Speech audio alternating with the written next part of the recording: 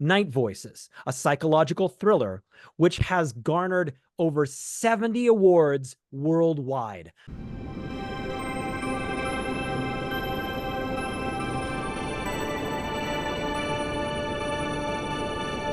Mindful Mutiny is a podcast about people who thoughtfully rebel against the status quo and bravely pursue their highest potential. Please don't forget to like and subscribe, leave a comment. That sort of thing really helps a small podcast like this get going so we can be a big podcast. And today I have a longtime friend, Bradley Hawkins. Bradley, thank you so much for being a part of Mindful Mutiny. Oh, thank you so much for this opportunity. And I got to tell you, Jeremy, I love the name Mindful Mutiny. I just, that really speaks to me. You know, I came across it. There were a couple of other names, but the whole mindful mutiny thing, that spirit of rebellion, is Hmm. something that's really important in this because it's hard to be kind of a maverick, you know? And you just set me up with an idea of something I may be able to share with you later on when we talk about one of my movies that way. I want to do it. I'm going to read your bio real quick here.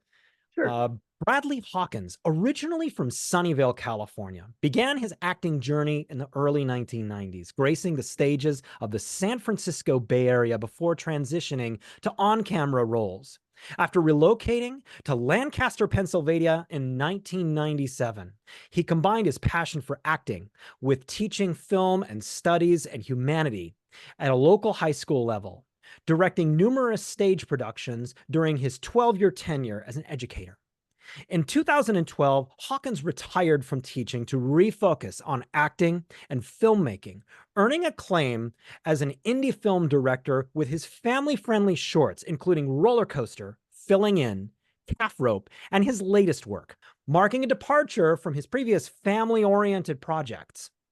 With over 30 years of experience and a knack for drawing out powerful performances, Hawkins continues to inspire actors of all ages through his unique coaching style, honed through studies with renowned acting coaches across the country. So, Bradley, tell us about what you're doing. Oh, I'm deep into being Mr. Movie Maker. That's now my day job, and weekend job and late at night job, under the umbrella of my uh, boat. What do you call it? Boat. What do you call a small shop? Boutique film, Yes. film, yeah, boutique film production company. Yeah, Dadley Productions. And I'm just all in on this. I'm fortunate to have a wife who's all in behind me on this, and is my biggest fan and supporter. And I'm having the time of my life in my mid 60s. I can definitely tell you that. Well, the movies that you make, these short films, they have, and we're going to talk about each one of them. They have a really interesting thread that kind of goes through them. They're so earnest. They're so sweet in so many ways. And there's something that you seem to be trying to say through these films. There's a message that you're trying to portray. And I know that this message, having known you for a very long period of time, is something that's been very consistent through your life. It seems to be a message of hope, a message of wholeness, and a message of kind of relational importance. And that's been a real theme through your life. Um, Thank you. It really has. I feel like I first got the bug of, well, I'm the oldest of three sons, and so when you're the oldest, you're always teaching whether it's good things they should learn or not.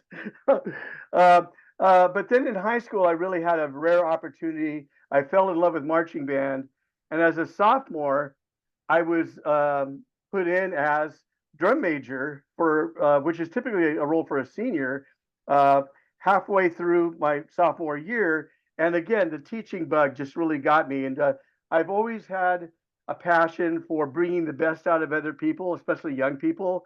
Um, Later on in my marching band years, I remember I had a saying is that I would take I my preference in finding students or members of my band were the ones with the biggest hearts, not necessarily the biggest talent, because I knew if I got a big heart there, I could raise that talent level. So it's something that I really bled on. And then I, like as you said, I was a high school teacher for years, and again, that was feeding more of that. Even after I retired from teaching in the school setting, I've been coaching actors, a lot of younger ones, and now I'm at a stage of life where I'm mentoring filmmakers and supporting young filmmakers with their projects and guiding them. So um, I hadn't thought of that, Jeremy, about the relationship, relational thread that is an important aspect of all my movies, and I've never heard it articulated that way. That's a first for me to hear that. Well, as we go through, I'll kind of each one of them, I'll point out in each one of them where I was kind of seeing that, and relationships in these were just very, very important. And I know that through the years, that's always been a really important thing to you. And you getting into filmmaking, you've always been interested in film and in acting and all of this sort of thing. And I know that you were taking small roles in the 90s and going through. I came to see you in a play, The Days of Wine and Roses, Oh, that that's you were right. in. I forgot about that. Yeah. Yes, and that you just kept going. You just kept making it happen on your own. Can you talk about some of the values that you've kind of stuck by and how you have just kept yourself moving through triumphs and setbacks? I have a phrase that I still use all the time. My kids have it memorized. They've learned to live by it, and that is, you can't win if you don't play. And if you stop playing, there's no way you're going to win. That's always been an important thing to me.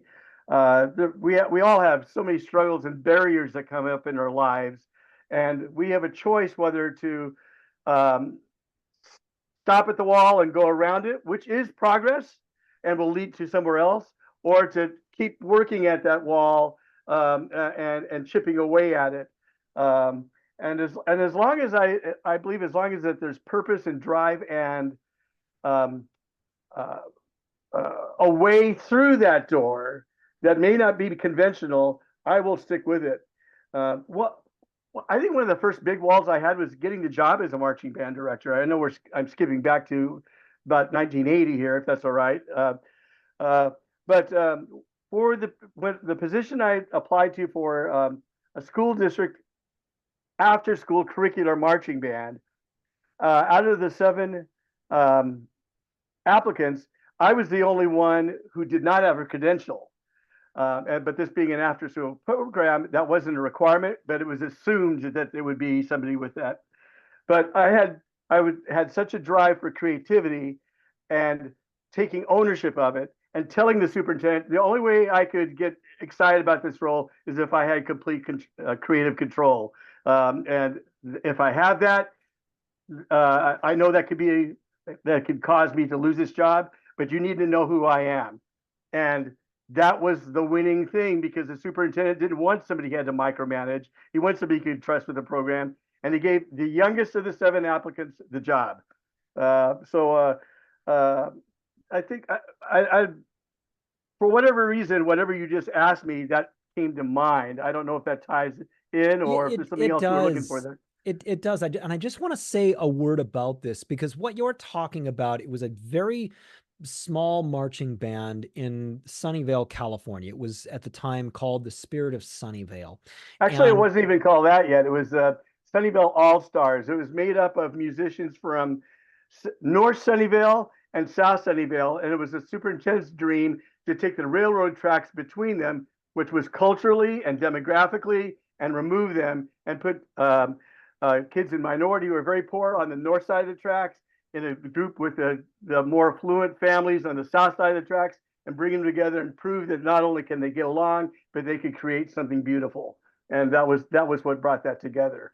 I didn't know that part of it, but it was exactly that sort of thing when I was a kiddo and I joined up because what you had done is you'd started this incredibly passionate little band that ended up being exceedingly successful, and it was something that was really the place to be, and it Mm. was quite the little family and all of that sort of thing. And it was a space where young people could come together and learn more about themselves, meet some people that they might not have ever, met otherwise, and create something together. And so that teaching and that passion is something that, very early on in your life was something that really affected a lot of people. Mm. Uh, uh, Thank you. I have to credit the dream of that to Dr. Jack McLaughlin, who that was his dream, and that dream resonated with me, and I saw weekly the benefits. Every band practice could see that those railroad tracks between North and South Sunnyvale being removed, a step at a time, and how people from different districts just became the best of friends. Some of them for life. I mean, going on. This is essentially a sixth, seventh, and eighth grade marching band. Essentially, I was 23 at the time when I got the job, uh, and the band eventually grew to the point where it included all minors, 11 to 17. But that wasn't until the time you were in, I believe, in 1990. Mm-hmm. Mm-hmm. Yeah. Absolutely. And it was a great deal of fun. And I know that at the time in the 90s, it's when you were really branching out and decided that you wanted to go towards stage and screen. And you were starting to do some small roles that I remember you would bring in a television and you would show us like where you were in these movies. And, you have to start somewhere as an extra and everything like that. And you're like, that shadow, that's me. Or a person that walks by, that's me. And, When you did would, I show that to you? Was that at a oh, band practice, a band camp, or something, yes, or it was at a what? band camp, and Oh we my all goodness! around the television, and you would freeze frame and go, "That's me right there," because we all have to start somewhere, and Yes, you were going for it, and it yeah. was such a great demonstration for young people of, look, I'm starting somewhere. I'm trying this. I'm going for it. I'm in the background down there, but look, there's this star in the front and everything. And so as you started to get larger and larger roles and you were doing more theater nearby, a lot of us kids would go and watch you. And it was it was really great to see an adult in our lives doing something that was unconventional, Mm, doing something that wasn't simply a job. And it was passionate. And you were really, really all about that passion in the performance. And so as you move to Pennsylvania and you get a teaching job for a while. Are you still at this point doing stage and screen, or are you mainly working with the kids? What are you doing in Pennsylvania at that point? why'd we why'd we move to Pennsylvania, or what I was doing once we made the decision? Can you Both. clarify a bit? Okay. Well, my wife and I were pretty much done with California, uh, uh, right about right in that mid '90s, and we were parents by then of two young children. Who, when we'd go to a restaurant, we were living in a mobile home in the worst part of San Jose during that time, paying ridiculous price for it. And when I started looking at the cost of living in other states and things, it's like, what are we doing?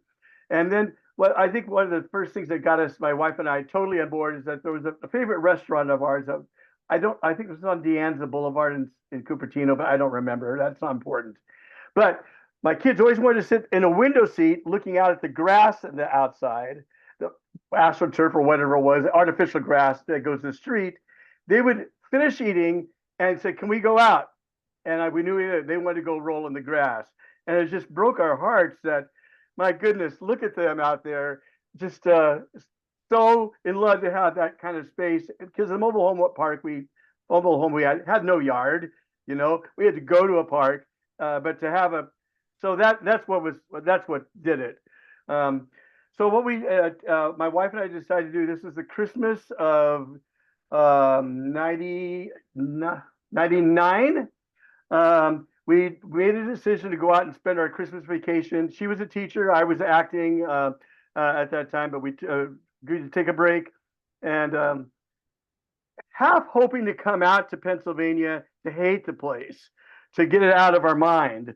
And I did this algorithm which brought in cost of living, healthcare, housing, all those factors, and picked 10 places in Pennsylvania that I wanted us to go visit. And when we landed in, I think we landed in Philadelphia Airport, or no, it's Baltimore, because we drove up in our rent-a-car through Hagerstown, Pennsylvania, and this is deep at night, and my wife was just looking in the dark, looking at all the homes with the, two-story, the architecture from back, like out of a Norman Rockwell painting. And by breakfast the next morning and looking through the rental ads, she said, "We are so out of there," meaning California. So we then decided to take the summer of 99 or 2000 to come out and see if we could find a place for her to work as a teacher and a place for me to finish up college. I had returned to college as a non-trad student. All the college kids called me non-trad Brad because I was going for my BA at like 37. So I needed to find a school to finish up my college at, and she needed to find where to get a job. So we came out that summer. She landed a job while our kids stayed with our parents, came back and picked up the kids. 2 weeks later, we were on the road moving to Pennsylvania. So that's what drove us out of California. Was the cost of living was just insane for teachers, especially because Terry made almost the same salary in Pennsylvania that she was in California, but at a third of the cost of living. And it was the smartest move we ever made. We often say if we had a do-over, we would have moved out of California, Pennsylvania 10 years earlier. We absolutely love this part of Pennsylvania that we live in, Lancaster County. Some people call it Amish country. It's known for that. It's just so beautiful and pastoral. And every little town reminds me of Mayberry RFD, going way back to Andy Griffith show, and felt like we were living in a Norman Rockwell painting. So I've done a lot of travel through the country, and there's no question about it. The Susquehanna Valley area is one of the most beautiful places in our country. We love it here. It's beautiful. And you're doing teaching when you get out there. And Yes. are you still doing acting, or what are you doing? Oh yeah, yes, yeah. So my focus was all on the teaching job because the job I landed, I had not seen anywhere else before, and it was a job to teach humanities as a requirement for graduation for this particular high school. That was very unusual. Usually, high schools don't even introduce a humanities course. It's something you usually pick up in college. But the dream of this superintendent was to expand the cultural knowledge to the students that lived in this very low income families. Free lunches, many coming from Dominican Republic and Puerto Rico, and kids only listening to one type of music.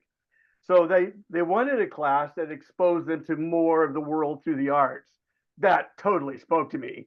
And so that was a class where my job as a humanities teacher was to introduce kids to, and this is my choice because the previous humanities teacher, great guy, but his class was more of a kind of a hippie, touchy-feely kind of a thing. Where that didn't appeal to me is like I really wanted to do what the district wanted. And so I created units in language arts, sculpting, dance, music, and added and had a film unit in it as well. So I told my friends and colleagues that didn't know about humanities what I taught. I said my job is to educate kids on the language to use to talk about whether they think a work of art is cool or if it sucks. That painting of you behind you, that tree, is that cool or does it suck? Okay, then you tell me that. I go, cool. Tell me why it sucks. Tell me why it's cool. And get them to challenge themselves to find the language about, well, I like the color, or it reminds me of a tree that I saw in a town, or I like how it looks kind of neon. and those kind of things, and to just get them to start talking about it, to be able to justify their opinion. And then I applied that to all the arts that I went through, whether it was sculpting or music or whatever. And so by the end of the course, their vocabulary, their understanding of what goes into art form. Uh, why is that picture of that Chevy from the 50s or something? Yeah. And the tree on the other side? How are they similar? How are they different? And I loved it. I absolutely loved being able to see the light bulb turn on in 15, 16, and 17-year-olds. It was a class that was required to take as a junior, or if you didn't take humanities, you had to be well into the music program or another art form, and we're focusing on that one particular area. So my classes were more for the kids that didn't play an instrument or didn't sing or weren't into painting or anything like that, but they got a taste of it in Mr. Hawkins' class. Yeah. Yeah. A life of service, a life of lifting people up, a life of exposing young people to incredible things that may be outside of the 5 blocks where they live, Mm, a life of bringing more color and more beauty and more song and more spirit into young people's lives. And that is something all the way from Spirit of Sunnyvale, all the way through what you're talking about here, which mm. you stopped teaching in 2012. Am I right about that timeline? Yeah, you had also asked about did I do any acting at that time. The only acting job I took at that time is that I was invited to be in a Civil War reenactment show playing a Confederate officer that ended up being up on the History Channel. And that was a really great opportunity because we live only an hour and 10 minutes away from Gettysburg. So that was shot there. But beyond that, that was the only acting I did. But I loved teaching acting, and I directed plays that really pushed the envelope for what would typically be go into a high school. Well, one of those was a play that dealt with school shootings, and that had to get the support of the police department and the board of directors and everybody to go on board because I was going into something dark and but yet hopeful and important. And it was so successful that I did that in 2003. There was a kid who had killed himself not that he was shot in 2005 from a friend, and it made me want to take that play back. So we did it a second time, and it ended up playing. It was called Bang Bang You're Dead, and it ended up being asked to be performed at the Pennsylvania State at the Capitol for Safe Schools, a Safe Schools convention to promote other schools to look into either having my productions brought there to be shown there or to do one themselves because they saw the value in it. The police department were there every time and giving us a thumbs up and thanking us for what we were doing. That's that's brilliant. That's brilliant. What a proactive thing to do with this horrible pandemic of loneliness and depression that we have, and this pandemic of a lack of community and a lack of relationship and a lack of self-belief, and you turned it into something that those young people will never forget, the Mm. importance of what it is that the values that they learned through acting that out. That's really amazing. Many of those cast members who are now middle-aged parents themselves still, whenever they see something about that play, they write me on Facebook and something and thank me for that opportunity. It really touched hearts. So when your first film, you decided at a certain point, let's just go there, you decided at Yeah. a certain point that you were going to start producing films. How was that decision made? Was it a huge risk for you? Was it, what was that? Well, it started from where teaching in high school became far less about content and much more about documentation. And that was not me. I was not hired to be a documentarian. I don't have the chops. That's not my skill set. It was not using who I would believe I was created to be used for, and it was removing creativity. Um, Simultaneously, I had a medical condition that hit that forced me to have to retire early with retired disability. And so when that happened, it was, well, this is the time of my life where I go back to where my passion is, and that is acting initially. So I was going out to Los Angeles frequently. I would spend 3, sometimes 4 months out there a year, not all in one whack, because I'm married with children. But might go, dad, hubby might go out to LA for 6, 8 weeks and then come back. And during that time in LA, I was getting booked a lot as an actor, but I hated auditioning and all the defeat that happens with that. So at some point, my daughter started getting the bug to be acting, and she wrote me this text message first, telling me about this terrible audition, and we were looking for some project to maybe be able to do together as father and son, because she knew I was getting successful at acting and knew that I've always been a director of some sort, marching band, high school drum major, big brother of over two, always directing something. And I knew I had directing, and teaching is very much directing, as well. So we were looking for a project that we'd either both be in, but an opportunity to be my first directing opportunity and her first on camera acting opportunity.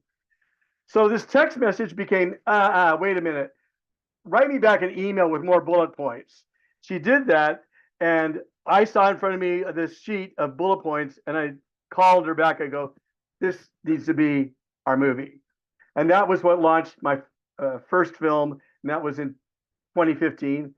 And I'm too early to So introduce the please go title. ahead. Yeah. Yeah. That ended up being called Rollercoaster, a fun, family-friendly comedy that deals up with a young actress trying to get to an audition, but runs into the wall of Murphy's Law. And that's the way we summed the idea of that up. But completely comedic. There's almost no dialogue in the movie at all, intentionally. Sarah is in the entire movie, but she never has a single line. She mocks a song at one point, but doesn't really say the lyrics. But I wanted that to be sort of a female Charlie Chaplin of the 21st century, is what I was kind of going for. A silent movie kind of a feel. Let the music and the acting drive the dialogue, create the dialogue in your mind without having it said. And I really had a lot of fun with that, and that's what launched my path as a director. Yeah. You create what you know, don't you? Yeah, you do. Yeah. Yeah, absolutely, you do. Well, you even know that back with the Spirit of Sunnyvale. A lot of the music that was in passion to arrange was music that I was really familiar with. Just I could care less whether it was available at Bill Moffat or Bill Moffat had done it or whatever. A composer from would take popular songs and write them for marching bands. I was the idiot that would spend months doing a score for something from Emerson, Lake and Palmer, or at the Edgar Winter Group, or something like that, and create something out of that. That wouldn't no band around was doing any music like that, but it's what I knew. It's what was in my heart, and that's what I could get excited about arranging for the band. And but you absolutely right. You do write you do write and create. That comes from who you are.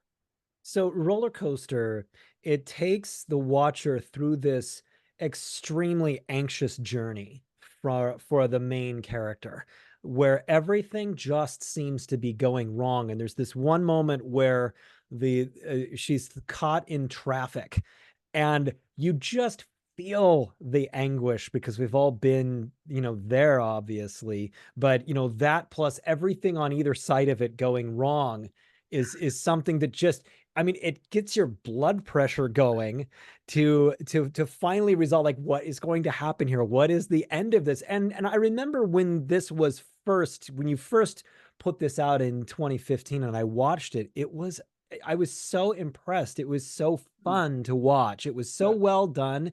And a lot of small films just really have that low budget look.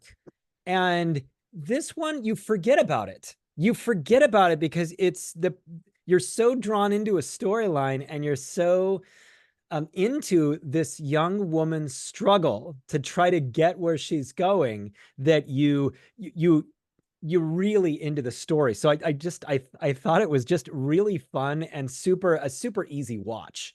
Oh, well, thank you for sharing that. Yeah, it was, and much of that story is absolutely a true story. There were, the things that she actually went through, going to the wrong address, a little ADD in there, the car not starting. I don't mind mentioning a few of these, but one thing, she actually sat down to an old guy while waiting for the audition that had a dog in a Christmas outfit. Uh, was feeding it a cheeseburger, where in the movie I chose French fries because I thought it was more visual to pull out one at a time and that kind of a thing. But one thing that was not in her life that shows up in the film was after she realizes that she's at the wrong building and needs to get back to her car to get to the correct address. She goes out and there's a ticket on her windshield. Well, that was not part of her story. That was part of my story making the movie. We had parked in this parking spot in LA. You go to any parking spot and there's like 15 signs lined up, and you got to read through them all to figure out when can I park here, how can I park here, what days, what hours, blah blah blah blah blah. And I just parked there and I thought we'll be fine. This is a Sunday. No one's going to care or whatever. We went up and shot the parts where she's looking for an address, comes down an elevator and goes down. And on the windshield was this ticket, $75 parking ticket. And we were over the limit on it was coin operated by like 15 minutes. And I was so ticked off. But you can't win if you don't play. And I was going to make that work. I said, this is going into the movie. You're going to go back to the car and you're going to get a ticket, and that's going to be another thing that's happening to this character to add to the frustration. No, the ticket on the windshield is definitely the universe working against you territory. Yes. It just so is. And so your next film, you went into filling in. So can you talk a little bit about that? Yeah. I what Rollercoaster launched, and a lot of people told me, is that they told me it felt like a Pixar movie.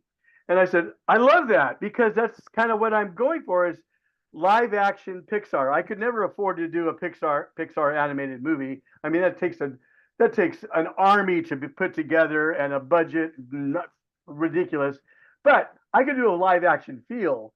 So I really wanted to go into that, and and I also wanted to immediately create content that I can share with my young grandchildren and watch it with them and not be embarrassed or anything like that. And my youngest of the two granddaughters just loved Rollercoaster because she got it. It was sort of like a cartoon to her, and she didn't need the dialogue. She figured everything else. I mean, she was like 5 years old and was just into it because she could follow it like she would a cartoon. So I love that about that. Filling in is still completely family friendly oriented, Pixar, live action Pixar, but it brings in it's got a much more, adults enjoy it more than kids. We've had 10 and 11-year-olds see both, and they loved Rollercoaster. They liked parts of Filling In. If they were still of the age where they believed in the Tooth Fairy, that was a controversial spot, because what Filling In is it's a uh, fantasy comedy about the real life of tooth fairies, about how tooth fairies, they're married, they've got mortgages. This is not a philanthropic thing, collecting teeth. They get reimbursed for the teeth that they get, the baby teeth that they get, and those teeth are used worldwide in different capacities. So it's about a retiring tooth fairy looking for a replacement to fill in for them so that he could retire at 50, and looking for a new young person to take the job, and a job interview looking for this one guy to see if he might be a good fit to fill in for him. Well, the title Filling In obviously brings multiple implications: losing teeth, filling them in, and taking one's place. And there's a surprise at the very end that where filling in takes on. You see at the very end that you're in this completely different universe that becomes slowly revealed that, well, I guess there is a purpose that could be used for baby teeth, playfully. And as the dialogue goes on, it's very dialogue driven, but there are montages, musical montages. Music's a very important in all of my movies, and that comes from my background, where I've much broader and longer career as a musician than I do as a filmmaker, still even today. So all my movies, music is a character, and helps drive the story, but it's a lot more dialogue in it. So the way I describe filling in is, if you can imagine Sons of Anarchy at the office in fairyland and put it in a blender. And that's kind of the world it is. These two kind of tough looking guys, um, but one of them is a retiring tooth fairy and one of them is a wannabe tooth fairy. But the bulk of it takes place in the performance review in an office. But this is all in a fairy world. That's so incredibly charming. I love the creativity in it, because every parent had to deal with the whole tooth fairy situation, and explaining it, and kids kind of trying to get it. I love it. Yeah, it's a really fun movie. And I'll share later how people can uh, see these films. But and We'll I know have you didn't the have an opportunity to see it, so I'll be sending you the link. Yeah, we will include the links in the description of this YouTube video there that people can go to watch your films, because Okay. they're really good. Oh, thanks. Yeah. And the next one, Calf Rope. This one was longer than the ones before it. It takes place as a period film in the 1950s, and somebody who's just an absolute lover of the aesthetic of the 1940s and 50s and the cars and everything like that. I really love this film because it was just this classic slice of old Americana in the way that things just used to be, and it just places you in a suburban neighborhood in the old times. And so what was the what where did this one come from? This one came from um, leaving a film festival in the South for filling in. Rather than turning it on the radio, my wife went with me. We spent all the time talking about, what's your next movie going to be? What are your ideas? And I shared with her, at that point, we were grandparents. And it's like, I really want to create something that has a heart for that, because this every, whenever I'm around our granddaughters, my mind goes back to my grandparents and how they were with me as their grandson. And I started sharing a story about how, by far, out of my four grandparents, the one that I loved and adored and idolized way above the other three was my granddad Mac. And one of the things was that he was the down and dirty, tactile grandparent, the one that would, give me a Dutch rub and wrestle with me and let me ride his back like a horse or a wild bronco. And man, that guy was awesome. Pull it back. It brings up a lot of very strong emotions. And we started talking about that wrestling thing. I told my wife that the only way I could get my granddad to quit tickling me was if I said the magic words. And the magic words were calf rope. And that's what spawned this film. And when my grandfather passed, the only thing I got from him through my grandmother was this ceramic cowpoke, which is also in the film also. Um, but they that just gave me the idea, because I had been tickling my granddaughters and taught them that if you want me to stop, you got to say calf rope, and they would. And then it hit me, that wasn't my idea. That was given to me through my grandfather, 55 years ago. But that lived on, and it's like there's something to this as bookends of a film. That's what inspired it, and started bringing me back other stories of my time with him. How that the memories of fireworks in your backyard, and of lassoing a wooden horse and a calf. Uh, going to the movies was a big thing that we would do. Actually, I remember my grandfather took me to see The Great Escape at this tiny little town called Texhoma. Texoma is on the border of in the Panhandle, on the border of Texas and Oklahoma. Half of it's in Texas, half of it's in Oklahoma. Tiny town, 1,200 population, 1,200, but probably 10 churches in that 1,200 population. And it was a whole nother world to me going there from Cupertino, California, to going to this, very small town that was completely like another world, where there's acres and acres of fields and cattle and all this. It really resonated with me. And so basically, calf rope is a memory piece. It's how I remember my relationship with my grandfather. But these are still 60, 50 years removed. How much of it really happened when it was him? How much of it is what a conglomeration of other male relatives? I don't know for sure. I do know what really was. There's some places there's still conversations. Was that Mac or was that your great granddad? That kind of thing. It doesn't matter. It's about that adoration of a young child for an older relative that they really bond with, and how those memories do not go away. I mean, I swear, Jeremy, the last shot of in the end credits of Calf Rope, there's 8mm footage. It's actually me with my granddad at the end. And the very last one shows me at about age 12, where he come up and gives me this hug. I still can feel that hug. I can still smell that Dapper Dan in his hair. I mean, it's just so tactile and stuck to this very day. So that's the heart of Calf Rope. It's about a fish out of water, a young boy, and is trying to figure out whether his grandfather really is a cowboy or not, because he doesn't match the image of Gunsmoke or Wagon Train or anything like that. But he wears a Stetson and he's got boots. He's got a bit of a paunch, so he doesn't look that tough. But is he or is he not a cowboy? And that kind of a journey you go through as a little boy. That's where the heart of that resonates from. And the meaning of Calf Rope, I want to say, takes on much greater depth as the movie goes on and really hits you in the gut when you get to the very end.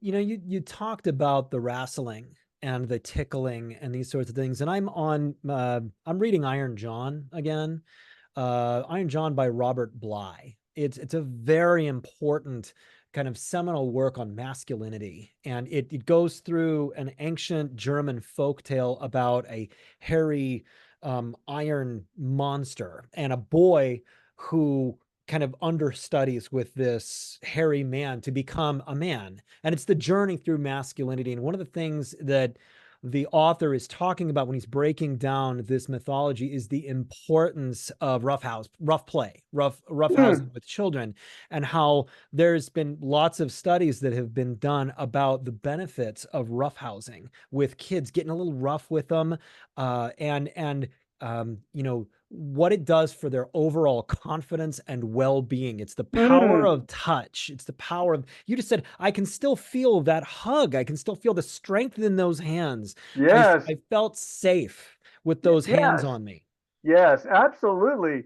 That's fascinating. And to learn from you that how far back this goes and evidence of that bond that just somehow cannot happen without an adult male figure in your life that has that connection with you that way. And that's why he stood out. My other grandfather, I barely remember, and we didn't have any really conversations, and there wasn't any of that tactile relationship at all. It was very cerebral, but he was wealthy and had a really nice pool table in the garage. So that's where all of us always went. And we'd come in, my dad and his dad were talking and watching Lawrence Welk or some politics show or whatever. And we had no interest in that. So we'd go back out the garage. So it was very distant. But Mac, man, he was all in. He even took, I got to tell you this isn't in the movie, but there's other plans for Calf Rope I want to share with you at the end. But anyway, he took us to see the Beatles movie, my brother and I, Help, which had come out at that time, at the drive-in. He endured about the first 5 minutes of it best he could, and then he just got out of the car. Okay, boys, you just stay in the car. I'm going to be right at the very back here. and I'll be hanging out there. I'm going to go in and get a Coke and I'm going to hang out there. Well, what that was, it was a smoking break for him. He smoked and he tried his very best to keep that away from him. But he waited till the end credits and then he came back to the car. But he was willing to do that, you know? He didn't just say, we're going home, I can't watch this. He knew what we wanted to do and he wanted to do whatever we wanted to do just to be with us. It was just so cool. Yeah, the Beatles movies are an exercise in endurance for sure. Um, Yes. but this movie is where I began to see some influence of spirituality in what in you actually interweaving some messages that are very important about the spirit and family and self. And I noticed that around the dinner table. And I, knowing you for as long as I have, I know that spirituality is a big part of your life, and it feels like you're now starting to be more open about where you're at. And so, can you talk about the spiritual part of Calf Rope?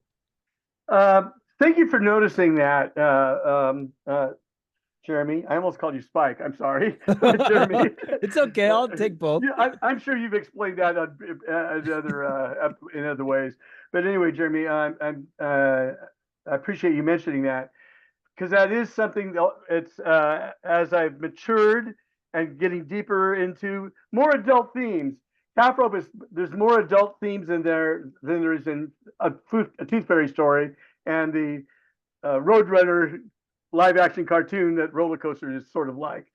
Um, but yes, there's a dinner table scene because one of the things I very much remember about my grandmother's love language was her cooking.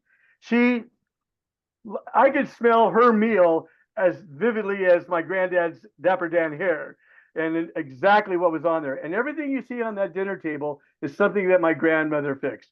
Every single thing.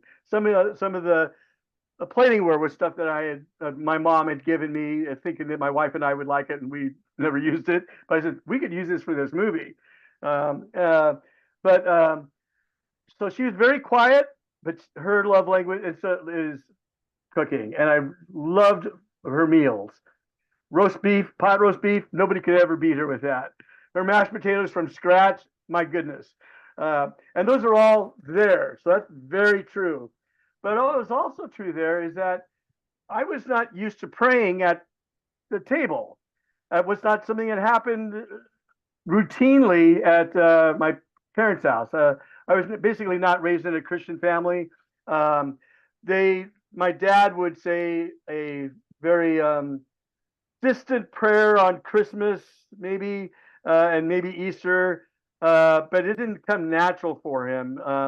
But there's a shot in Calf Rope where Mac first goofs around with a prayer, saying something to get a laugh out of him. He gets a dirty look from his wife, and he settles in and gives a very heartfelt prayer. And during that, the little boy, Brandon, not Bradley, Brandon, kind of gives a look up at him of curiosity. And what my intention with that look is, he's wondering, he's really believing that he's talking to God and getting to think about that. And he goes back to it. And it's clear that Mac is very in touch with God during that prayer. You can just hear it in his voice. You can see it in his posture. It's there. There's something real there. And that very much planted a seed in me at a very young age. And then as I grew up, there were childhood friends that were in some of my movies. And when I was like 12, the neighborhood kids, they'd be my actors. And one of them became a very close friend who also played trombone. So we ended up being in the seventh grade band, both playing trombone, sat together. I believe God kind of orchestrated a lot of this. But there was a time where we were playing over at his house, and he asked if he could pray with me. And I kind of nervously said, okay. And he did, and he got very emotional about it when he did.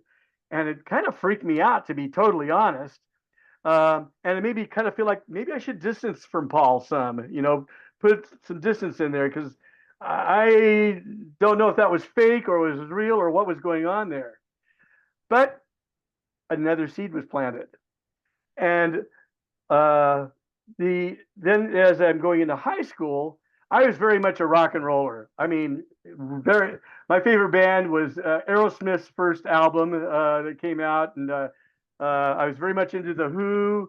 I was into hard rock, um, and the movie came out that was getting all this controversy uh, through all the media, where churches were going and picketing the screenings of Jesus Christ Superstar Oh, right, right. because because it was blasphemous, and this is not of God, and this is antichrist, and you're going to go to hell if you see this movie, and and this is all over the press and the news every night and that kind of a thing. And you know what that did to a 15-year-old? I got to see this movie. What's the big Sure. deal? What's the big deal with this? Wait a minute, this is rock music. I am all in. So I saw Jesus Christ Superstar, and I knew very little about Christ at that point. I heard about him being crucified. I knew that there's a character named Mary. Didn't really know the relationships. Never heard of Pontius Pilate or, um, you know, uh, any of the other characters. Had no idea that he was beaten 39 times with this whip before he was crucified. Didn't know jack about really who Christ was. But the music grabbed me, the performances grabbed me, and what that movie did, it raised my curiosity level. All these people are protesting this film, but this character really kind of moved me. So I was on this quest to find out what is made up in that movie and what really happened. And so I referred to myself as a seeker during those years, during my high school years. Also had a situation where I fell in love with a girl who was a churchgoer, and she invited me to church one time. I would have been an idiot not to go with her. So we went to church together, and again, another seed got planted. I wouldn't have called myself a Christian at that time, but I was, again, seeking God, I would say, and starting to piece things together. Another friend, when I was in Boy Scouts, would talk to me about God. And all these people who didn't even know each other really in a lot of ways or very well that came into my life were telling me this. And what ended up putting me over the edge was at 21, I read a book called The Late Great Planet Earth. Um, the author's name is escaping me right now. My memory is not what it is now at 67 as it was a few years ago. It'll come back to me. The Late Great Planet Earth is the title. That that's the one that put me over the edge. All those seeds that had been planted throughout my life came to fruition at that point, and that's when I accepted Christ as at 21.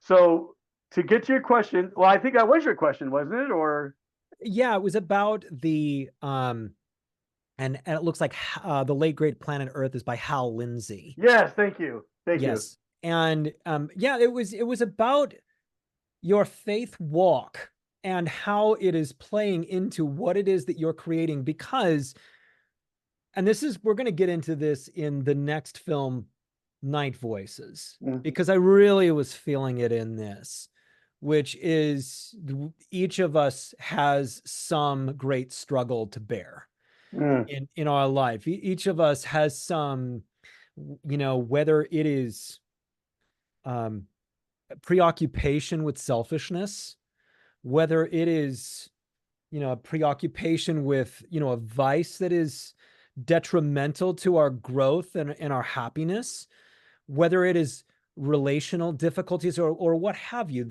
We each struggle with something, and sometimes these things can become so overwhelming. And I guess we can kind of move into Night sure. Voices, because this is a story of a man overcome by depression, a man who is so heavy, such a departure from the previous films. It still has that earnestness, it still has that authenticity, and it still has that you're standing right next to the character part that is so predominant with the creations that you have done. Mm, But this man, he's a deeply flawed man, and he knows it, and he's struggling with it, and he is surrendered to the darkness, if you will. mm, And mm, he's lost in it, and he can't see anything. And so his separation from what is good, what is holistic, what is beautiful. It's so profound as you're walking with him that you don't even like him Hmm. until he begins to see something beyond himself. And it was just such a beautiful film. Mm.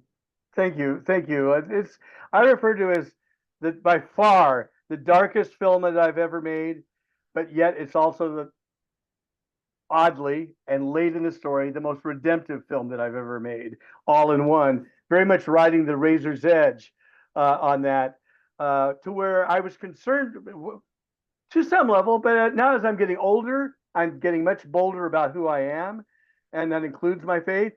Um, but initially, I was concerned. Are secular film festivals going to accept this, or is this going to be too churchy for them? Hmm. Are Christian film festivals going to be able to accept it because it's so dang dark for the majority of the film? Are they even going to make it to minute 19 in the movie?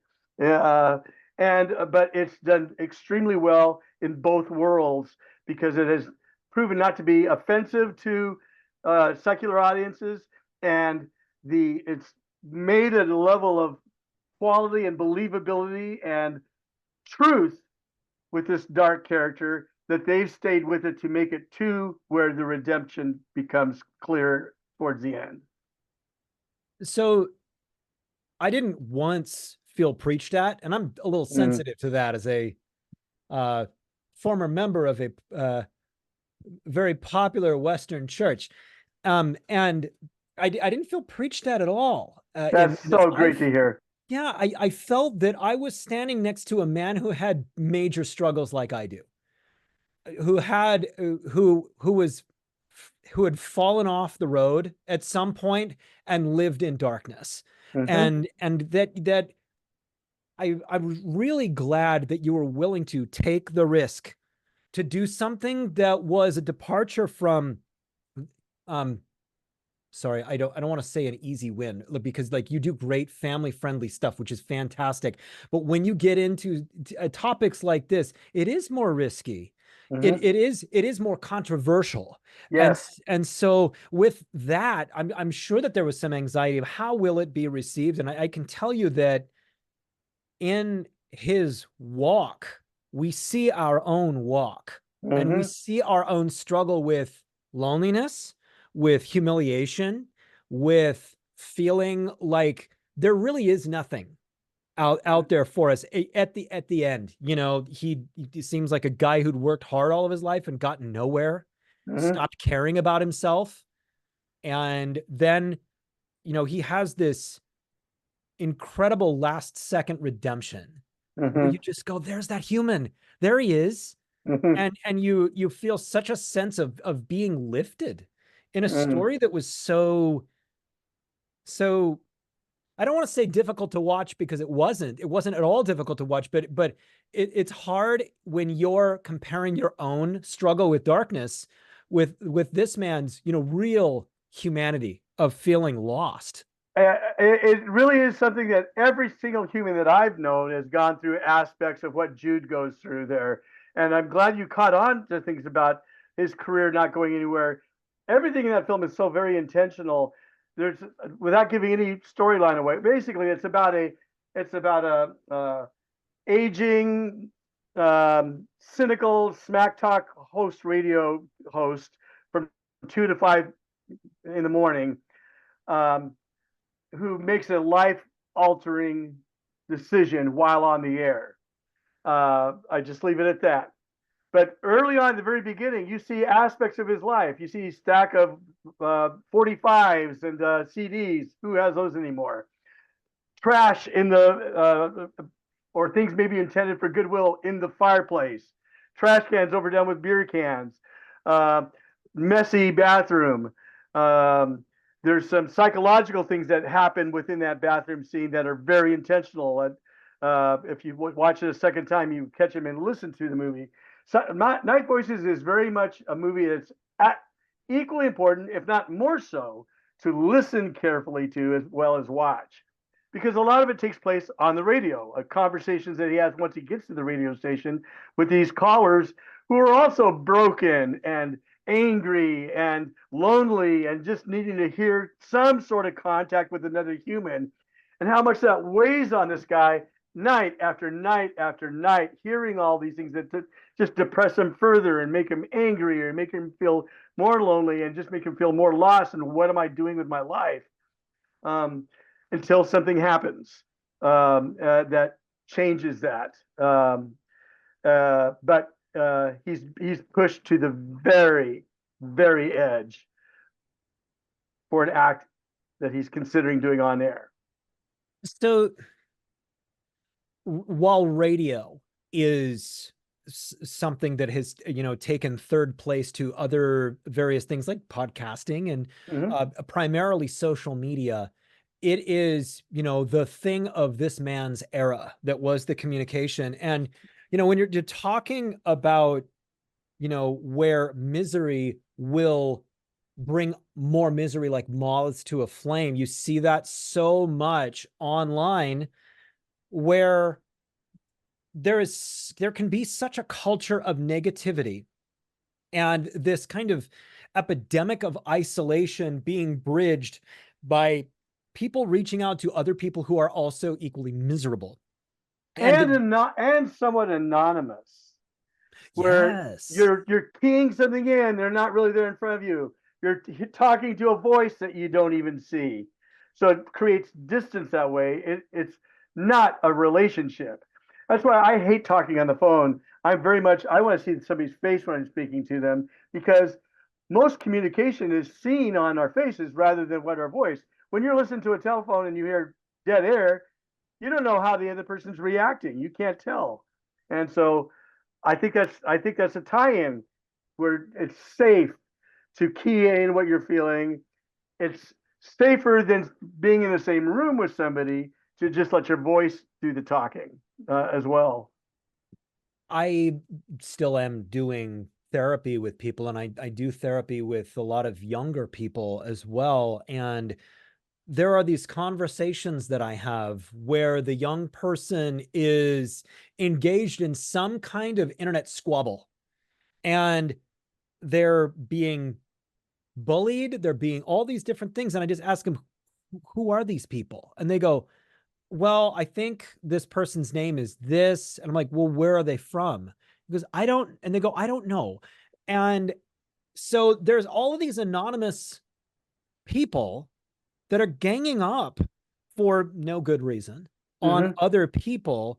And how much of that actually should you let affect your life? What about the other relationships that are so much more important? And a part of this movie is about those other relationships that are more important rather than being that beacon of darkness to attract the creatures of the night Mm. to you instead of reflecting light and calling more of the butterflies your way, because you can do both.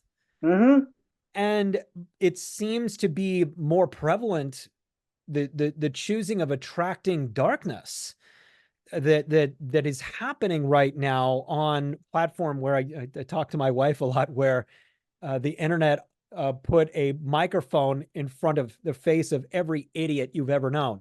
And so there's this platform for misery to attract Mm-hmm. more misery. Yes. And your message in this and in the others, the single thread through it, where I was talking about like the relationalism being the thread that really Mm-hmm. ties all of these things together. The other thread that I would say is the message of hope, the Mm. message of light, and the message of positivity and of lifting a spirit up, and how real that is and how Mm. important that is. And that's been a thread ever since I've known you. Oh. Mm. Well, thank you for noticing that in my work, and for articulating that about what you saw in me as your band director and as a friend over all these decades. Something you said there really resonated to me about your internet story. And one of the messages that I want people to take away from seeing Night Voices, there's actually two important ones to me. One is that words matter. the tongue is like the tongue can, like fire. Fire can be of great warmth and protection. It can be our worst enemy. And our tongue, what we can say, can could build or destroy. And how we should be very careful about being part of that, making building people up rather than tearing people down, because we all are broken. There isn't any of us that aren't. And rather than build on that brokenness or join in on that negativity, be the person that does bring light into a dark world. One of my very favorite songs is from Switchfoot, the band. They have a song called the Shadow Proves the Sunshine. In other words, if you don't have dark, you almost have to have darkness to appreciate the light. And the darker place you are, the brighter that light will be, in the sense of to break that darkness and to bring light into. That is definitely a quest of mine in all of my films. I want to I want my films to I want to make movies that are honest, true, aren't afraid of showing darkness, but you can count on not necessarily a happy ending. I won't say that, but something where there is hope is the perfect word, and that bringing light into it, and in a very literal way, in Night Voices. Um, uh, that's very evident once you get to the very end of the film, uh, in multiple ways that light overcomes the dark. It does, and this theme for you, it just it really feels with the tapestry of your life and all of the different things that you have built. You built a thriving youth program in Sunnyvale, and then you went on to build this inspiring acting and humanities program with this high school where you took kids and exposed them to classical literature and art and music and these different things that maybe they wouldn't have otherwise ever heard. And now you are on this larger stage where you're creating films that are acclaimed, and they're award-winning films that showcase that same commitment to hope and inspiration and the deepness of of of deeply held spiritual values. And those are that light is always with you, that Mm-hmm. light is always an option for you, that things are okay, and Mm-hmm. that you can make something beautiful out of things, and that you spent your life being that kind of beacon of growth and hope for so many people. It seems to be kind of a mission in your life of doing that. And I know that there's been times where you've had the opportunity to choose money over mission, and you didn't do it. You held to a set of values with the way that you want to spend the years of your Mm-hmm. life. And have some of those decisions been really difficult for you?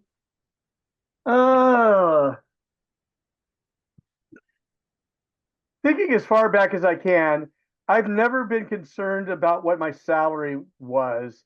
It had to be something I could be passionate about doing. Of course, at 16, your first job is working for me, was working at a gas station. I had no passion for that.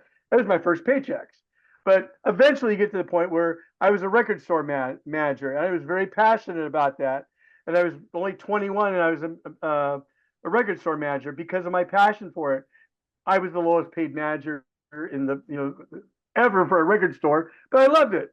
And then the marching band, I was not concerned about what the salary was. I was very concerned about, am I going to be able to do the creativity I want with these kids in this program?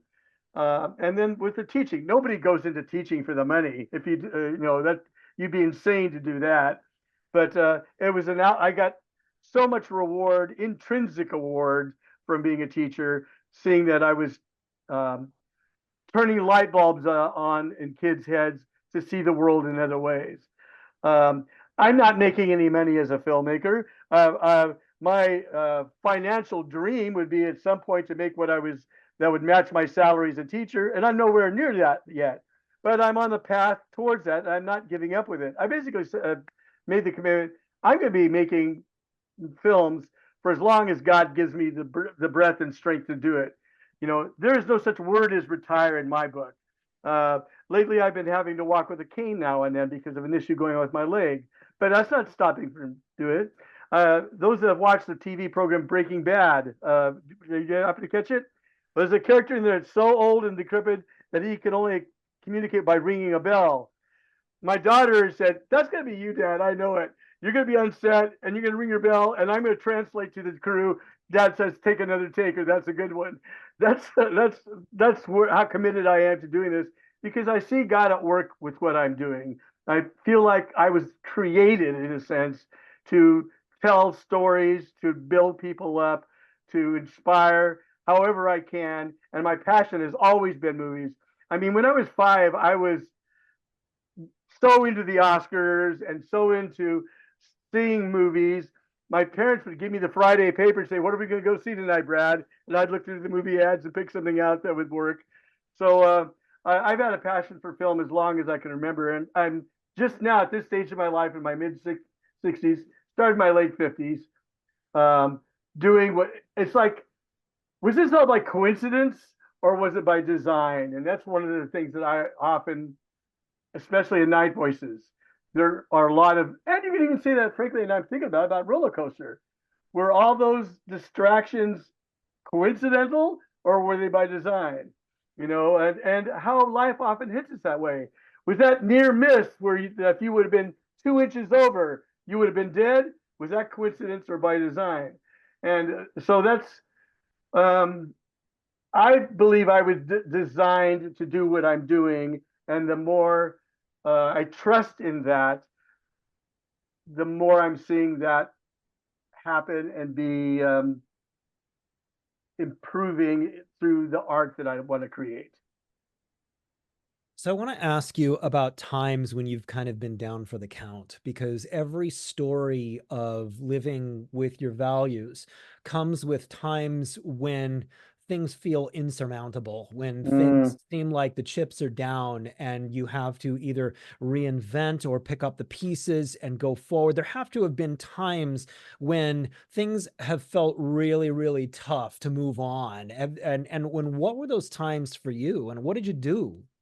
The very That's an easy answer for me. By far, the hardest decision that I ever had to make was where I'd taken the group Spirit of Sunnyvale, which started as a sixth, seventh, and eighth, very, very young and lack of talent marching band, who went to a parade cheering on the way home that we're number 3, we're number 3, and they were excited about it, even though third place was last place. They got a trophy, but they were so happy. That made me feel so good about them. But Spirit of Sunnyvale ended up being a 5-time international champion youth band by the time I retired. But leaving Spirit of Sunnyvale was by far the toughest part of my life. Um, Without going into detail, each year I would have a different board of directors that would be my boss. And that meant annually having them to get to know me and me to have to kind of educate about what do we need, what do we don't need, where's Brad being flamboyant with these requests, where does this make sense, year after year after year with a different board. Thankfully, many of the board members stayed on for more than 1 year, so I wasn't educating everybody, but it was challenging. Well, it got to a point where I was being questioned about my ability to be more revealing about who I am. And that became a stopping point for me. And I was like, I cannot, in good faith, continue to be the director of the band as much as I love it. And that was a really tough decision to make. But I started reflecting on, well, what other passions have I had in my life? And it's like, I grew up wanting to make movies and acting. I remember asking my parents to let me be in a play and said, "No, you're gonna play softball. You're gonna play little league." And I don't want to play little league. Well, we want you to because that's what boys do, that kind of a thing. But then my dad gave me that camera, and this is an incredible thing where I could create stories on film. But then you grow up and you realize you're not going to make any money at that at some point. So you get a real job, you go to school. But I found Spirit of Sunnyvale, or Spirit of Sunnyvale found me, and that was allowed me to continue to create and without having a teaching degree. Um, so I'm losing my train of thought here. What was the It's about question? having the chips be down and Oh you were, yes, yeah. and those chips fell. I was at my lowest when I felt I had in my heart of hearts to resign from being the director of Spirit of Sunnyvale and had to find myself again. And that path was dark, uh, very dark. There were Yeah. times in my youth where I had a rough childhood. I'll just put it that way. And there are points where I was contemplating killing myself. And there was I don't know that I got that low after Spirit of Sunnyvale, but I don't remember considering doing that because I did have that hope of a previous dream that I was going to move on to. So no, I was not suicidal when I quit Spirit. As I diagnosed myself, um, because I recalled other talents that I had.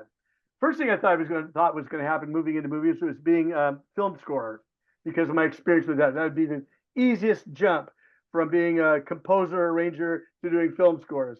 Well, I learned quickly that's a tough jump and a very small clique of people who make movie scores. But I, but that brought me back to my passion of acting that I was not encouraged to do when I was a child. I started doing it anyway when I became a young adult. And you saw me in things, and that led to directing, and directing is definitely my passion. So that dark period when, as an adult, that was the leaving Spirit of Sunnyvale by choice, um, and having to dig deep down inside me. Who else is Mr. Hawkins, Bradley Hawkins? Who else is this being? And it's that whole dark and light thing, man. That was a dark period of my life, but yet the light was there with what my youthful passions were that I jumped back onto. And again, here as a senior, I've been able to go in movies for discount tickets for like a few years now, and Denny's at age 55. So I'm really having the time of my life and more me than ever before, and I'm really grateful for that. You built something that was so important in the local community, and it became so well known, and it was so highly identified as a creation of you did an amazing job of assembling great staffs and great performers and all of that sort of thing. And so I imagined that that very first career punch in the face Mm-hmm. was something that when you proved to yourself that you were capable of rebuilding yourself, that it gave you greater confidence Mm-hmm. in the face punches to come. Yeah, yes, well put. I mean, it's I learned so much through that you do learn to take other punches as they come forward. Yeah, that wasn't my last punch in the face. That was the biggest punch in my face. That's what pulled me the lowest. But yeah, and I mentioned before about how teaching became, when I first got to teach, I had 80-minute classes, which the math teachers hated, the science liked it more because the labs, foreign language hated it. I loved it because it gave me time to give a more full performance of a lesson that I wanted, that included activity that got them out of there with a project that gave me more time to let the room breathe. And uh, my class seemed to attract what I refer to as lost boys, kids that were getting kicked out of all their other classes, suspended and stuff like that. And the administration said, we got to put them in Hawkins's humanities. We got to put them in Hawkins's acting class. And those were classes that kids who could not connect anywhere, they would come to school to be in my class. They would come late, maybe, but they would come to my class. And so when that started changing to traditional size classes, to being changing positions, we got to put this teacher here, whatever. Oh, now you have all this documentation to prove that you know what you're doing. And it's like, I can't do this. And it became a stress thing in me body wise, and then I got hit with a, a medical condition that forced um, early retirement, and I'm still on um, full. I have it teaching. What do you call it? Disability check Gotcha. that I get annually. Yeah. So that was tough.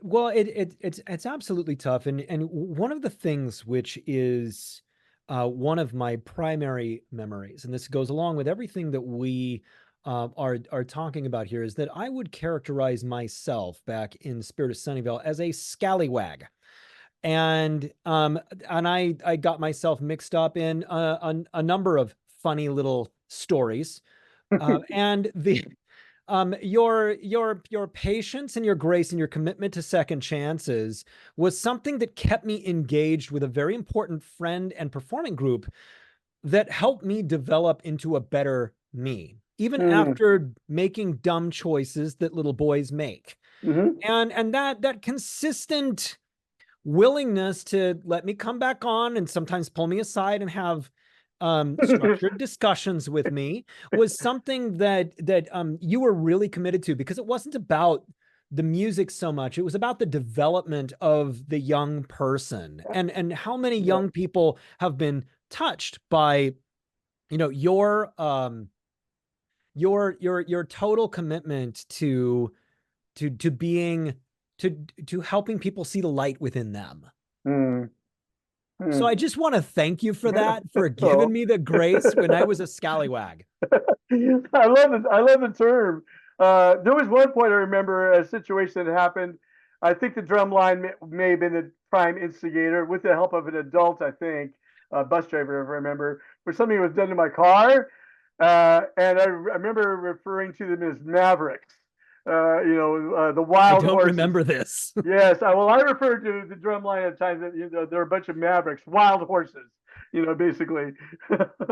But yeah, uh, I I am grateful that it was put on my heart to give second and third and five chances, but with love, tough love. Well, so you and what you're doing now and where you're going, can you talk about where your process is going and what you're into? Yeah, well, I've had great success, and I'm very grateful for it for the past 10 years. Is making short films that have touched people's lives and have been received lots of accolades. But I am on a mission now to break the glass ceiling into features.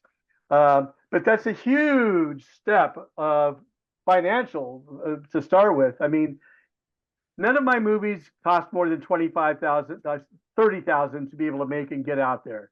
25 to make, and then another 5 grand to be able to get it out there. Film festival submissions, travel, accommodations, that kind of thing. But to do a feature, even on an ultra low budget, an ultra low budget is considered 200,000 to 750,000 as an ultra low budget. Low budget is 1 million to 2.5. I think it's 2.5 million. That's considered low budget. Well, I don't know how you feel about that, but those both sound like huge budgets to have to be able to find the funding for. But I'm on a mission to break through with that. And my intent has always been to turn calf rope into a feature. When calf rope was first written, I was challenged to get it in under half an hour, which I did, 28 minutes and 46 seconds. But there's so much more to the story that was left out that will just enrich the characters that you met, introduce more characters, introduce more challenges in Mac's life, see more about Mac's life at a younger age when he was a dad rather than a granddad, before Brandon was even born. Even within the short calf rope, I spanned 100 years, where the bulk of it takes place in 1966. You said 50s because you saw a lot of older cars, but that's what people had. Very few people could afford new cars. Um, so it's set in 66. That's bulk of the movie. But there's a flashback to 1916 when Mac is a 12-year-old rodeo champ. And there's a flash forward at the very end where Mac has passed. Brandon is now a grandfather and he's wrestling with his granddaughter. at the very, very end. So this is 100 years represented in with my 28-minute short. Imagine now telling more chapters of that timeline. And in Calf Rope the feature, there'll be time spent in the 1950s where we see more of how what happened in Mac's life before he was a grandfather and how he raised his family and such. That's my plan for the feature, still called Calf Rope. It'll still include a young boy because all the things you saw in Calf Rope, the short, will be in the feature. But I have to totally reshoot it because this 12-year-old kid, 9-year-old boy, this movie was made, phenomenal performance that this kid gave, first movie. Well, that 9-year-old boy turned out not to be Peter Pan, and now he's 14 and turning 15 in October. So he can't play the part any longer. Other cast members could because you don't age as much in a 5-year lifespan, but it'll need to be completely recast. There's so much more to the story, but that's not even the end game I see for Calf Rope. Calf Rope the short is my proof of concept for a feature. And I have the screenplay all written for the feature, and it's already winning awards, and I haven't shot a thing. Just from the story alone, they're going, this would make a great movie. This is deserving of an award. But my long-term game is that I really believe Calf Rope could be a family-friendly series because of the time amount spent. For example, questions like, well, what happened to, how did Mac become a rodeo champ at 12? Was his dad a rodeo champ? Was his great-great-great-granddad a cowboy that took cattle, herded cattle across the Rio Grande? Where was, were the family from that area, or were they perhaps immigrants moving from New York to the West to have more land? There's so much that could be said. What happens to Mac's wife when she becomes a widow? What happens with her life? What is Brandon like as a father? There's just so much story to be told there. I kind of describe it as my dream for Calf Rope the series is if you can imagine a family-friendly Yellowstone. Are you familiar with the series? Yes. We watch Yellowstone or have, and we're not disappointed about how it's been a train wreck. But we loved how it spun off other series that dealt with that history, going back to 1933 or up to 1933 and going backwards. So I'm seeing my dream for Calf Rope is it to be a wholesome Yellowstone type story that is told with a Wonder Years kind of narrative from an unreliable narrator, a young boy, and told in a non-linear format like the Emmy-winning series This Is Us, where you have these characters that you meet throughout the timeline. So the timeline can be played with, but you learn about this family from 1850 to 2050. And so I see it as the protagonist being youth through these different decades. The antagonist is the challenges of coming of age during those issues and the falls that we have as young adults and such, that being the antagonist thread that we see through this family. So that's my ultimate dream for it. Step one, though, is it got to be a feature because no one's going to trust me with a series where you got, an extended series. But I'm hopeful that with all my accolades and experience as an award-winning short filmmaker, that I'll be able to find people that want to see Calf Rope become a feature. And then that feature will be my proof of concept to, there's more. If this sells, there's more. So this theme of spirituality, this theme of the statement that you have just continually made with the way that you live your life and the things that you do and the way that you reflect the light in the world out there, it seems like something that is going to continue and probably even grow into the next several things that you do. I imagine that something like Night Voices has a lot of potential to really be a film that helps people. And so where do you see yourself going with this great mission that you have and with this message of light in the world that you spread? Thank you. Well, a lot of people have asked, is Night Voices going to be expanded like Calf Rope is? And I see that as being a story all on its own. And it ends with, this would be a spoiler, so I gotta be careful here. It ends with an indication of how you can help others with issues like this.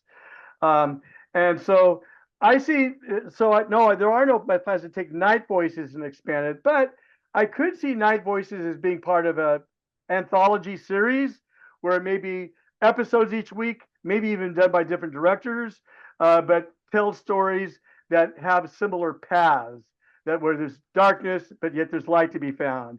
Something that would make you want to watch it when you're seeking hope. I'm not the guy that's ever going to make slice and dice dead teenager movies or anything like that.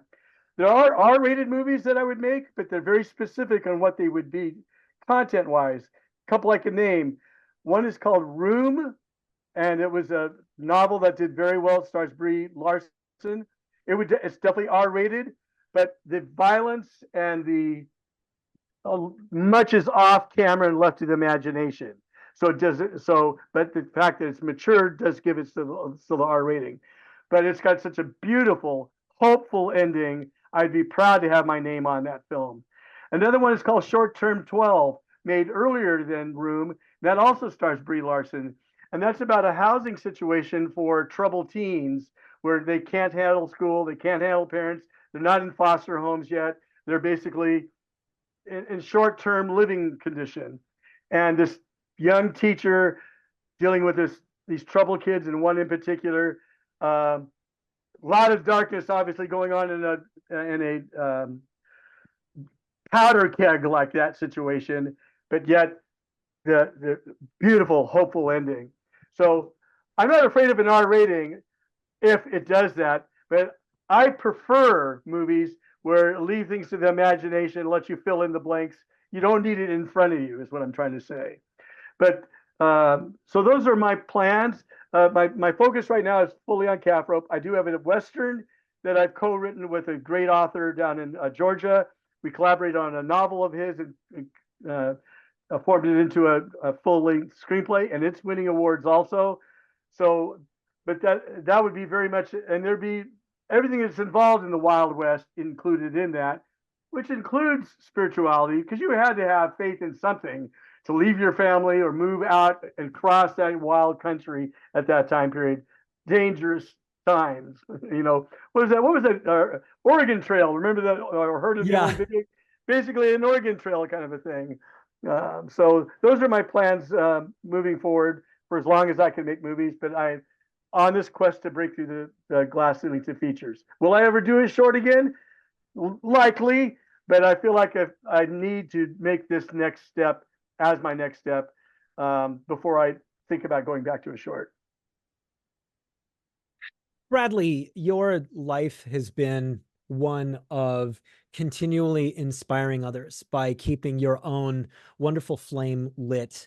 It's been one of dedicating yourself to a life, a mission-based life, one that is continually dedicated to making the world a better place and influencing others and having difficult conversations. And Mm. you've done that with such tremendous consistency. And I'm so happy that you would come to Mindful Mutiny and that you would share your story.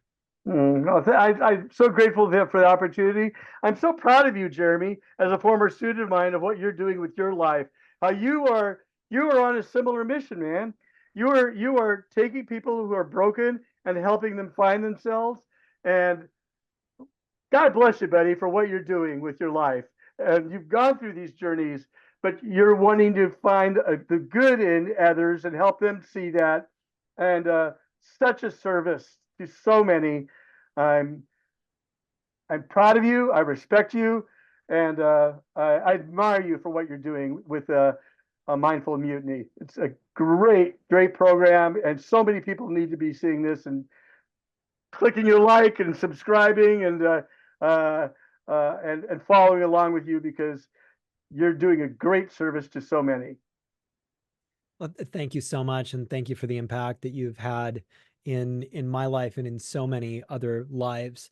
Don't forget to like and subscribe to the Mindful Mutiny podcast. It really helps with growing a podcast on all the different platforms that you can listen on.